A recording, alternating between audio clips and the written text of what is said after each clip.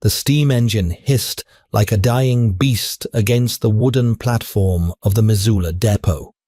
Caleb Sterling, a man carved from the unforgiving granite of the Bitterroot Mountains, stood waiting for a quiet, God-fearing woman to share his isolated cabin. He expected calloused hands and a lowered gaze. Instead, through the rolling white smoke stepped a woman, clutching a velvet carpet bag, as if it held her very soul. She smelled of expensive lavender and fresh gunpowder. In that single breathless moment, Caleb didn't know it, but the simple life he craved was over. He was about to catch a hurricane. The year was 1884, and the Montana Territory was no place for a man who needed soft things. Caleb Sterling had spent the last decade trapping beaver, hunting elk, and pulling just enough gold out of a freezing creek to buy salt coffee and ammunition. He was 34, with a beard the color of winter bark and eyes like chipped flint. The solitude of the Bitterroots had been his sanctuary after the brutal, bloody years he spent as a scout in the plains. But the silence of his mountain cabin had recently turned from a comfort into a crushing weight. He didn't want a grand romance. He wanted a partner, someone to tend the hearth when he was checking trap lines, someone to speak to when the winter snows locked the world away for months at a time. He had written to the Hearth and Home Matrimonial Agency in St. Louis requesting a pragmatic widow or a sturdy farm girl. The letters that returned were signed by a Martha Higgins, a woman who claimed she could mend a fence dress, a buck, and asked for nothing more than a safe roof and a respectful husband. Caleb had sent her the train fare, expecting a hardened woman of the soil. As the Northern Pacific locomotive groaned to a halt, belching black soot into the crisp autumn air, Caleb stood by his wagon, his thumbs hooked into his gun belt. The passengers spilled out, prospectors, gamblers, and cattlemen. And then she appeared. She was not Martha Higgins, or at least she was nothing like the woman in the letters. She descended the iron steps of the railcar with a precarious grace, hindered by a heavy wool coat that was clearly 2 sizes too large, attempting to conceal a dress of torn dark blue silk. Her hair, the color of crushed chestnuts, was hastily pinned up, escaping in wild tendrils around a face that was strikingly beautiful, but pale, with an exhaustion that went bone deep. Her eyes, a sharp, piercing green, darted frantically across the depot, scanning the faces of the rough men on the platform like a hunted animal calculating its last escape route. Caleb stepped forward, his heavy boots thudding against the wooden planks. Martha. His voice was a deep, gravelly rumble that barely carried over the hiss of the train. She flinched, her grip tightening so fiercely on a heavy dark green velvet carpet bag that her knuckles turned white. She looked at him, taking in his towering height, the broad shoulders draped in a canvas duster, and the Colt single-action revolver strapped to his thigh. She swallowed hard, forcing a tight, trembling smile. "Mr. Sterling," she said. Her voice was not the flat, practical drawl of a Missouri farm girl. It carried the polished, rhythmic cadence of East Coast high society, though it was frayed at the edges with sheer panic.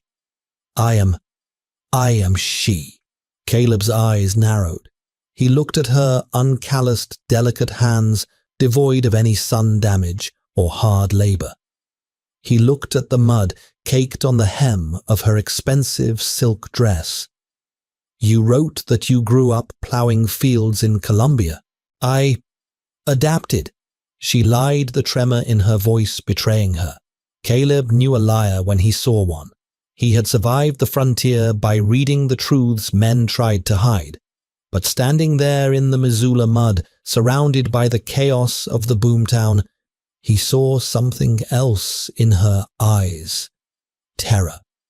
A desperate, clawing terror. Whoever she was and whatever she was running from, sending her back on the next train eastward, looked like it would be a death sentence. "The wagon's this way," Caleb said, finally turning his back to her. It was a calculated test. If she was a spoiled rich girl looking for a thrill, she'd complain about the mud or the lack of a porter. She didn't say a word. She practically ran to keep up with his long strides, tossing her velvet bag into the bed of the wagon with a heavy metallic thud that did not sound like clothes or blankets. Caleb hoisted her up onto the wooden bench seat. As she sat, her coat parted slightly, and Caleb caught the undeniable metallic glint of a silver-plated derringer tucked securely into the waistband of her skirt. A farm girl from Missouri, indeed. Caleb clicked his tongue, slapping the reins against the backs of his 2 draft horses.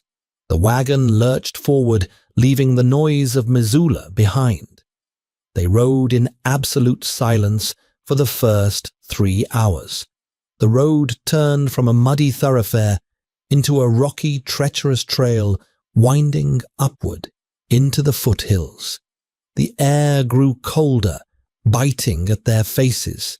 "If we're going to share a roof, ma'am," Caleb said, his eyes fixed on the trail ahead, "I reckon I ought to know the name of the woman I'm actually marrying." She stiffened beside him.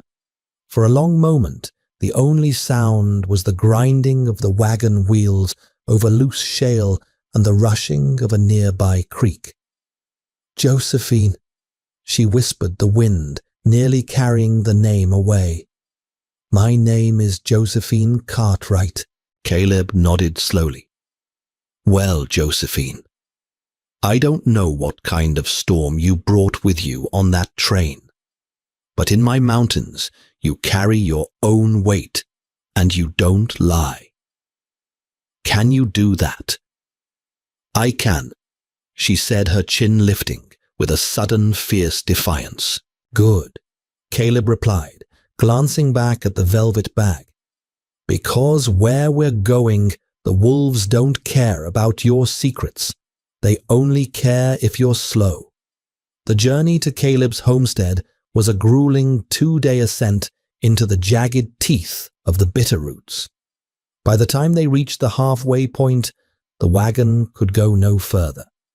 Caleb transferred their supplies and Josephine's heavy velvet bag onto the backs of 2 sturdy mules. Josephine was given a dappled grey mare to ride. The illusion of the stoic, capable pioneer woman shattered within the first hour on horseback. Josephine was clearly unaccustomed to riding astride her silk dress, offering no protection against the biting leather of the saddle. The temperature plummeted as they climbed higher into the alpine forests, the sky bruising into a violent shade of purple. An early September squall was rolling in, carrying the scent of pine and ice. Caleb watched her from the corner of his eye. Her lips were blue, and she was shivering violently, but she clamped her jaw shut, refusing to utter a single word of complaint. Her resilience surprised him. Most city women he'd encountered would have been weeping demands to return to civilization by now. Josephine just kept her head down, her gloved hands gripping the reins, her eyes darting nervously at every snapping twig or howling gust of wind. She was acting less like a bride and more like a fugitive expecting a bullet in the back. As dusk fell, the snow began to come down in heavy, blinding sheets. Caleb cursed under his breath. "We push on for another mile," he shouted over the howling wind. "There's an old trapper's line shack up ahead. We'll ride out the storm there." When they finally pushed through the door of the dilapidated log shack, Josephine practically fell off her horse. Caleb caught her by the waist, surprised by how frail she felt beneath the heavy wool coat. He set her down inside, quickly, bringing the mules and the mare under the lean-to out back. By the time Caleb returned to the interior of the shack, striking a match to light the small tin lantern and getting a fire going in the rusted iron stove, Josephine had collapsed onto a dusty wooden cot in the corner. She was desperately trying to open her velvet bag with frozen fingers. "Let me help you with that," Caleb said, stepping forward. "No!" She shrieked, her voice cracking with panic. She threw her body over the bag, her hand instinctively flying to her waist, where Caleb knew the derringer was hidden. Caleb stopped, dead in his tracks, his hands raised slowly. The flickering orange light of the fire cast long dancing shadows across the cramped room. "Miss Cartwright, I am not going to hurt you, but you are freezing to death, and I need to get a blanket out of your bag. There are no blankets in here." She breathed, her chest heaving. Before she could secure the brass clasp, her frozen fingers slipped. The heavy bag tipped off the edge of the cot and hit the floorboards, bursting open. Caleb stared.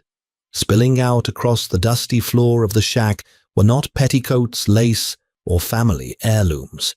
There were thick, tightly bound stacks of United States currency, thousands of dollars, in high-denomination greenbacks, and tumbling out alongside the money was a thick, black leather ledger, its pages edged in red. Josephine scrambled to her knees, frantically sweeping the money back into the bag. Her breathing was ragged, bordering on a sob. Caleb didn't move to help her. He simply stood by the stove, the heat radiating against his back. His face, an unreadable mask of stone. "That's a lot of money for a farm girl from Colombia," he said quietly. She froze, her hands hovering over the black ledger. She looked up at him, the firelight reflecting the sheer, unadulterated desperation in her green eyes. She slowly reached into her coat and pulled out the silver derringer, pointing it directly at Caleb's chest. Her hand was shaking so badly the barrel rattled in the quiet air. "Step back, Mr. Sterling," she commanded, though her voice betrayed her terror. Caleb looked at the tiny gun, then back to her face. He didn't flinch. He didn't even drop his hands to his own revolver. "You've never fired a gun at a man before, have you, Josephine?" "I will if I have to." She lied again. "If you pull that trigger, one of two things will happen." Caleb said, his voice terrifyingly calm, like a slow-moving river under ice. "Either you miss and I take that toy away from you, or you hit me and I bleed out on this floor. And then you're entirely alone in a blizzard 40 miles from a town surrounded by grizzly territory with a bag full of money you can't eat." He took a slow, deliberate step forward. "Put the gun down, Josie." The use of the nickname seemed to break something inside her. A tear escaped, cutting a clean track through the soot on her cheek. The derringer grew heavy in her hand. Slowly, the barrel dipped toward the floor. It slipped from her fingers, clattering loudly against the wood. She collapsed back against the wall, pulling her knees to her chest, burying her face in her hands. The fight had completely drained out of her. Caleb walked over, kicked the small pistol into the corner, and then knelt down. He picked up the black leather ledger. He didn't open it. He just held it out to her. "I don't care about the money," Caleb said gruffly. "But I care about the trouble that money brings to my door." "Who are you running from?" Josephine looked up, her face a portrait of ruin. "A man who owns half the railroads in Chicago," she whispered. "Arthur Pendleton, and the men he sends, they don't just kill you, Mr. Sterling, they erase you." The blizzard raged for 2 days, locking them inside the cramped 10 by 10 line shack. It was in that freezing, smoky darkness that Josephine laid her life bare. She wasn't a bride, and she wasn't a farm girl. Josephine Cartwright was the senior bookkeeper for the Pendleton Railway Corporation in Chicago. For years, she had been a loyal employee to Arthur Pendleton, an industrial tycoon who portrayed himself as a philanthropist. But 3 weeks ago, a misfiled document had led Josephine into the private archives. There she found the black ledger. It wasn't just bribery or embezzlement, Josephine told Caleb, staring blankly into the iron stove. It was blood. Pendleton wants to expand his rail lines through the Dakota and Montana territories, but the homesteaders wouldn't sell their land. So he hired men. Ex-military bounty hunters, thugs. He paid them to burn out the farmers, to slaughter their cattle. If the families didn't leave, he had them murdered. The ledger has every name, every date, every payment made to the killers. She had stolen the ledger to take to a federal judge. But Pendleton's men found out too quickly. They had cornered her in her apartment. She had escaped out a fire escape with nothing but the clothes on her back, the ledger, and the cash from the company safe she'd cleared out to fund her run. She needed to disappear.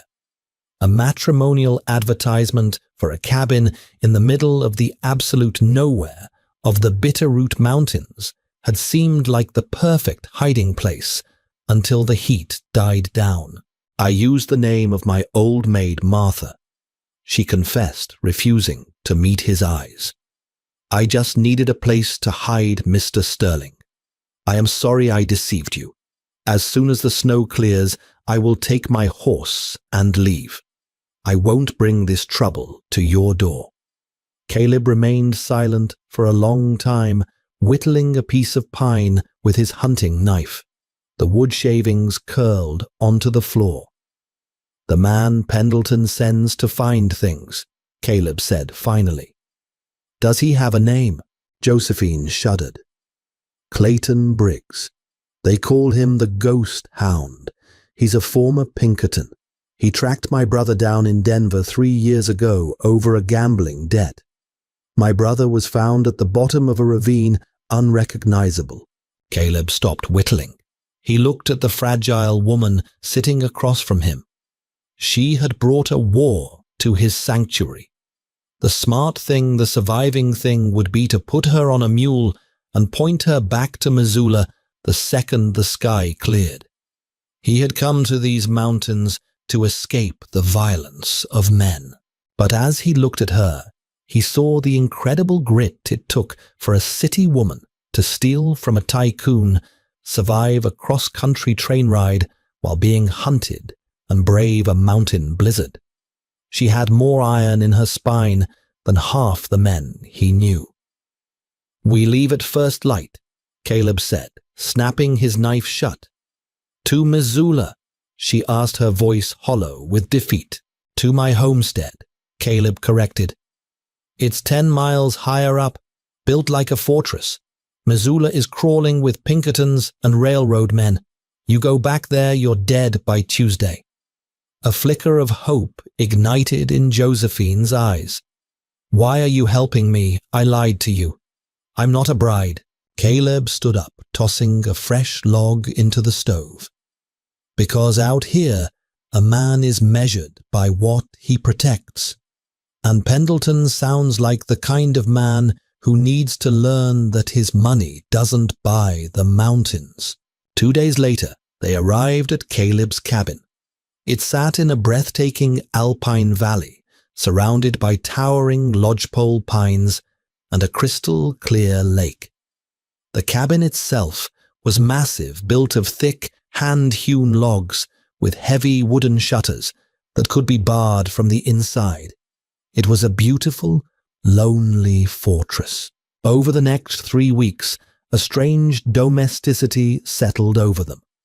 Josephine determined to prove she wasn't a burden threw herself into the chores. The results were disastrous. She burned the sourdough bread into smoking bricks. She tried to pluck a pheasant and ended up covering the entire cabin in feathers while sobbing in frustration. She nearly burned the lean-to down, trying to render soap, but she never quit. Every morning she woke up at dawn, bruised and exhausted, and tried again. Caleb watched her with a mixture of amusement and deep, growing respect. He stepped in quietly, gently showing her how to knead the dough without overworking it, how to hold the knife to dress the game, how to read the weather. By the way the smoke curled out of the chimney, in the evenings, they sat by the hearth. Caleb, a man who hadn't spoken more than a dozen words a day for years, found himself telling her stories of his time on the plains, of the beauty of the Yellowstone caldera, of the peace he found in the quiet. Josephine, in turn, told him about the bustling streets of Chicago, the sound of the opera, the smell of roasted chestnuts in the winter. The cold, transactional contract of the mail-order bride faded away, replaced by a deep, unspoken bond forged in the isolation of the mountains. They were two outcasts learning to breathe the same air. It happened on a Tuesday morning, exactly 4 weeks after she had arrived. Caleb had gone out to check his trap lines near the eastern ridge. Josephine was at the cabin, hanging wet laundry on a line strung between 2 pines. The sun was shining, a rare, warm autumn day. For the first time in months, she felt safe. She was humming a soft tune, pinning a linen shirt to the wire. Suddenly, the horses in the corral began to whinny wildly, kicking at the wooden fences. The mules stomped in a panic. Josephine stopped. The hairs on the back of her neck stood up. The wind shifted, carrying a metallic, coppery scent. She dropped the laundry basket and walked cautiously toward the edge of the tree line. There, nailed to the thick bark of a massive ponderosa pine, was a piece of parchment. Below it, lying in the dirt, was Caleb's favorite hunting hound, Buster. The dog's throat had been expertly, silently slit. Bile rose in Josephine's throat. She stumbled back, her hand flying to her mouth to stifle a scream. She ran to the tree, her hands trembling as she pulled the parchment from the nail. It was a page ripped out of a Chicago newspaper. On it was a sketched bounty poster of her face, and scrawled across her image in thick, dark blood were 3 words, "I found you." Clayton Briggs was in the valley. The war had arrived at Caleb Sterling's doorstep. Caleb emerged from the dense timberline an hour later, a brace of snowshoe hares slung over his shoulder. He froze the moment he saw the dropped laundry basket. His eyes swept the clearing, tracing the frantic trampled mud in the corral, before finally landing on the massive ponderosa pine. He saw the parchment. He saw the blood. He dropped the hares. He didn't run. Running invited panic, and Caleb Sterling had survived the frontier by maintaining a heart rate of ice. He walked with long, deliberate strides toward the tree. Josephine was sitting in the dirt a few yards away, her knees pulled to her chest, rocking slightly. She was in shock, staring hollow-eyed at the lifeless body of Buster. Caleb knelt beside the hound. The cut was clean, professional. Buster hadn't even had time to bark. Caleb reached out his calloused hand, gently resting on the dog's head, smoothing the coarse fur between the ears. He stayed like that for a long, quiet minute. When he finally stood, the man who had patiently taught Josephine how to bake bread was gone. In his place stood the ghost of the plains, a man whose reputation was written in gunpowder and blood. He tore the bloody newspaper clipping from the bark, crumpled it into his fist, and walked over to Josephine. He hauled her to her feet by her upper arm. "Get inside," he said. His voice wasn't loud, but it carried a low, vibrating hum of absolute violence. "Bar the heavy shutters. Pull the iron latch on the back door. Do not light the stove, and do not light a lantern." "Caleb," Josephine stammered, her teeth chattering despite the autumn sun. "Briggs is here. We have to run. We have to saddle the horses, and there is no outrunning a Pinkerton tracker with a head start in this terrain." Caleb cut her off his grip, tightening just enough to ground her. "He killed my dog. He violated my land. He threatened my wife. Clayton Briggs isn't leaving this mountain." He practically shoved her toward the cabin, turning back only to grab a shovel from the lean-to. He buried Buster quickly, speaking a brief silent prayer over the fresh earth before striding into the cabin and barring the heavy oak door behind him. The interior was plunged into dim, dusty twilight, illuminated only by the thin shafts of sunlight piercing through the gun slits in the heavy wooden window shutters. Josephine stood in the center of the room, clutching her arms, watching in terrified awe as Caleb systematically dismantled the peaceful illusion of his home. He moved to the center rug, rolling it back to reveal a trapdoor seamlessly cut into the floorboards. He pulled it open and reached down into the dark cache. He hauled out a canvas roll, letting it drop onto the heavy oak dining table with a deafening metallic clatter. He unrolled it to reveal an arsenal, a pristine Winchester model, 1873 lever-action rifle, a heavy Sharps .50-90 Buffalo rifle, 2 Colt revolvers, and hundreds of brass cartridges gleaming in the dim light. "You told me you were just a trapper," Josephine whispered, her eyes wide as Caleb began rapidly checking the action on the Winchester. "I told you I trap now." Caleb corrected, his eyes fixed on the breech of the rifle. "Before I came to this valley, I rode with General George Crook. I was a scout at the Battle of the Rosebud back in '76. I spent 5 years hunting men who did not want to be found across terrain worse than this. Briggs thinks he tracked a terrified city girl and her hapless dirt-farming husband. He has severely miscalculated. Oh, he grabbed a heavy leather bandolier and threw it over her head. It landed heavily across her shoulder, the weight of the brass bullets making her stagger. "I need you to listen to me, Josie," Caleb said, stepping close to her, his large hands gripping her shoulders. His gaze was intense, locking onto her panicked green eyes. "Briggs won't come alone. Pendleton's money buys posses. There will be at least 4 or 5 men out there in the timber waiting for nightfall. When the sun drops behind the ridge, they will try to rush the cabin. Your job is not to shoot. Your job is to stay low. Keep this Winchester loaded and pass it to me when the Sharps runs dry. Can you do that?" Josephine swallowed hard, her fingers tracing the cold brass of the cartridges on her chest. She remembered the terror in her Chicago apartment, the feeling of absolute helplessness.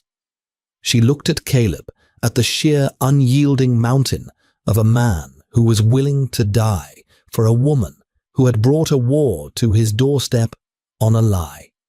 She found her spine. "I can do it," she said, her voice steadying. "Good girl." The weight was worse than the violence. Hours crawled by. The sun dipped below the jagged peaks of the Bitterroots, plunging the valley into a deep, freezing blackness. The wind picked up howling through the pines, a sound that masked the crunch of boots on dry needles. Inside the cabin, the silence was absolute. Caleb sat by the front window, slit the heavy barrel of the Sharp's rifle resting on the wood, his breathing slow and measured. Josephine sat on the floor beneath him, the loaded Winchester resting across her lap, her hands slick with nervous sweat. Then a voice echoed from the darkness, smooth, mocking, and loud enough to carry over the wind. Josephine Cartwright. The voice belonged to Clayton Briggs. It slithered through the logs of the cabin like a snake. "You've led me on a hell of a chase, sweetheart. I gotta admit, this is a beautiful spot to die. Send the ledger and the cash out the front door, and I'll make sure Mr. Pendleton lets your mountain man live. Keep it, and we burn you both out like rats." Josephine squeezed her eyes shut, a whimper catching in her throat. Caleb didn't move a muscle. He slowly adjusted the rear sight of the Sharp's buffalo rifle. "Don't answer," Caleb whispered. "They're trying to pinpoint where we are in the room." "I'm losing my patience, Josie," Briggs yelled. Suddenly the night erupted. A volley of rifle fire tore from the tree line. Bullets slammed into the heavy log walls of the cabin with deafening thuds, splintering wood and shattering the clay chinking. Josephine screamed, throwing her hands over her ears, as a stray round punched through a window shutter and buried itself in the ceiling. Caleb didn't flinch. He peered through the slit, his eyes adjusted to the dark. He saw the muzzle flashes in the trees. He exhaled a long, slow breath, aimed at the center of the brightest flash, and squeezed the trigger. The Sharp's rifle roared like a cannon, a concussive blast that shook the cabin walls. A man screamed in the darkness outside, a wet, gurgling sound that was abruptly cut short. "One down," Caleb muttered calmly. Reloading, he cracked the breech, the smoking brass casing flying out to hit the floorboards. Josephine scrambled up on her knees, her hands trembling, as she shoved a massive .50-90 cartridge into the chamber. Caleb slammed it shut. The return fire intensified. The men outside were no longer trying to intimidate. They were trying to kill. Lead rained against the cabin. Caleb fired again, then swapped to the Winchester that Josephine handed him. He moved from window to window, firing rapidly, creating the illusion that there were half a dozen men inside defending the property. "Miller!" Briggs's voice screamed from the dark, laced with sudden panic. "Flank the back, burn the roof. They're moving to the lean-to," Caleb shouted over the gunfire. He sprinted to the back of the cabin, but as he crossed the room, a heavy slug from a Spencer, repeating rifle, tore through the wooden doorframe. The bullet grazed Caleb's ribcage, tearing through his canvas duster and carving a bloody trench along his side. He grunted, stumbling backward and dropping the Winchester to the floor. "Caleb!" Josephine shrieked. She crawled across the floorboards, her hands instantly coming away, slick with his blood. "I'm fine. It's just a graze," Caleb rasped, clutching his side. He tried to reach for the dropped rifle, but his arm gave out from the shock of the impact. "The back window. Josie. He's going to throw a torch." Josephine looked at the back window. Through the slit, she could see the flickering orange glow of a pitch pine torch being lit. A man's silhouette appeared, winding his arm back to hurl the fire onto the dry cedar shingles of their roof. She didn't think. The terrified bookkeeper from Chicago vanished. She grabbed the heavy Winchester from the floor, hauled herself up to the gun slit, shoved the barrel through, and pulled the trigger. The rifle kicked like a mule, slamming hard into her shoulder. But the shot rang true. The man outside dropped the torch, clutching his chest, and fell backward into the dirt. The torch landed harmlessly in the damp mud. Josephine racked the lever, chambering another round, her breathing heavy, her eyes wild. She looked down at Caleb, who was staring up at her with a look of pure, unadulterated awe. "I got him." She breathed the smell of sulfur and burnt powder filling her nose. Caleb pushed himself up against the wall, a grim, bloody smile pulling at the corners of his mouth. "Remind me never to lie to you about plowing fields, Josephine." But the victory was short-lived. A massive crash shook the front of the cabin. Briggs hadn't flanked them. He had used the distraction to bring a heavy logging axe to the front door. The thick oak splintered the iron hinges, groaning under the assault. The siege was breaching. The front door splintered with a deafening crack as the logging axe finally shattered the heavy iron latch. Cold mountain wind roared through the breach, fanning the flames that had already begun to lick the cedar shingles of the roof. "Down the hatch," Caleb shouted, clutching his bleeding side. He shoved the heavy velvet bag containing the money and the ledger toward Josephine. The root cellar now.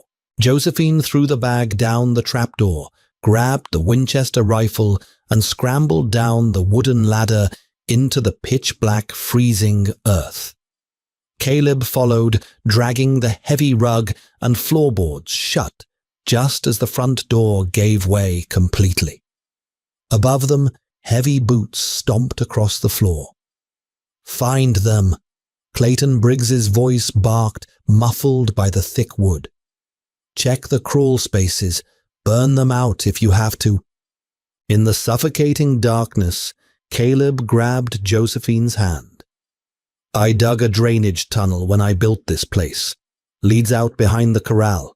Keep low and stay quiet." They crawled through the damp earth, the smell of soil and smoke filling their lungs. They pushed through a camouflage of dried brush at the tunnel's end, spilling out into the frigid night air, 50 yards behind the cabin, concealed by a grove of snow-dusted spruce. They looked back. The roof of the cabin was fully engulfed, a beacon of fire against the starlit Bitterroot sky. The only place Josephine had ever truly felt safe was turning to ash. "Stay here," Caleb breathed, pressing the velvet bag into her chest. He pulled his Colt revolver. "Briggs will realize we aren't inside. I'm going to circle around." Before Josephine could protest, Caleb vanished into the dark timber. The minutes stretched into agony. Then 2 muffled pops echoed from the corral. Caleb's revolvers. A moment later, a heavy boot snapped a branch right behind her. Josephine whipped around, raising the rifle, but a gloved hand struck the barrel, knocking it into the snow. Clayton Briggs stepped from the shadows, a vicious grin splitting his face, his revolver aimed directly at her chest. "The little bird flew the coop," Briggs sneered. "Hand over the bag, Miss Cartwright. I'll make it quick." Josephine's heart hammered, but her hands were steady. She gripped the velvet handles of the bag. "Pendleton will never get away with this. The ledger proves everything." "Pendleton owns the law," Briggs laughed. "That book is just kindling." As Briggs reached for the bag, Josephine swung it with all her might. The thick bricks of cash and the heavy leather-bound ledger smashed directly into Briggs's face. Briggs howled, stumbling backward, his gun discharging wildly into the dirt. Before he could recover, a massive shadow launched from the trees. Caleb hit Briggs like a runaway freight train. Both men crashed into the snow. Briggs was vicious, driving a knee into Caleb's wounded side and pulling a heavy Bowie knife. The blade flashed in the firelight inches from Caleb's throat. Caleb was losing blood, his strength fading fast. Josephine scrambled through the snow, digging frantically until her fingers wrapped around the icy barrel of her Winchester. She couldn't risk a shot in the chaotic grapple. "Caleb!" she screamed. With a final agonizing surge of strength, Caleb twisted, throwing Briggs off balance. Josephine stepped forward and slammed the heavy wooden stock of the rifle directly into the back of Briggs's skull. Briggs collapsed face first into the snow. Caleb lay gasping, the snow beneath him staining crimson. Josephine fell to her knees, pressing her hands against his bleeding side, tears streaming down her face. "You didn't shoot him," Caleb rasped, a faint smile touching his lips.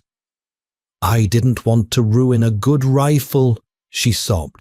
They bound Briggs and survived the night in the lean-to. When dawn broke, they loaded their surviving mules. They didn't ride to Missoula. They rode north to Helena, straight to the private residence of United States District Judge Hiram Knowles, a man renowned for his unyielding hatred of railroad corruption. In the judge's study, Josephine placed the blood-stained ledger and $50,000 on the mahogany desk. "My name is Josephine Cartwright. I have evidence of mass murder orchestrated by Arthur Pendleton, and that man outside is his lead executioner." Judge Knowles scanned the red-inked pages, his face hardening into granite. "If this goes to trial, you will be a target for the rest of your life." Caleb stepped forward, his hand on his Colt. "Let him reach. He'll find out what happens when he touches my wife." The trial shattered Pendleton's empire overnight. Briggs was sentenced to hang. The railroad expansion was halted indefinitely. 6 months later, spring had arrived in the high country. Where the charred ruins had stood, a new cabin was being built. Fresh golden pine logs smelled of sap and promise. Caleb was on the roof, hammering shingles. He paused, looking down at the clearing. Josephine stood by the corral in practical denim, laughing as she fed a new chestnut mare. The terrified fugitive was gone, replaced by a fierce woman of the mountains. She caught him looking and smiled, a radiant sight that outshone the sun. Caleb climbed down the ladder, walking over to brush a stray lock of chestnut hair behind her ear. "I was thinking," he murmured. "I owe that agency in St. Louis a letter of complaint. They promised me a simple bride, someone to mend a fence and stay out of trouble. And instead," Josephine whispered, her breath mingling with his. "Instead," Caleb smiled, capturing her lips in a deep kiss. "They delivered the only storm I ever wanted to get caught in." If you felt the chill of the bitterroot wind and the heat of Caleb and Josephine's desperate fight for survival, do not leave this valley just yet. The American frontier is packed with untold stories of raw grit, unexpected romance, and ruthless outlaws who finally meet their match. Hit that like button if you loved seeing Josephine find her courage and fight back, and share this incredible journey with anyone who craves a truly gritty historical romance drama. Every interaction from you helps us bring more authentic frontier legends to life on this channel. Do not forget to hit subscribe and ring the notification bell so you never miss another thrilling tale of danger and passion out here in the Wild West. We love reading your thoughts on these Wild West survival stories, so drop a comment below with your favorite moment from Caleb and Josephine's incredible mountain showdown.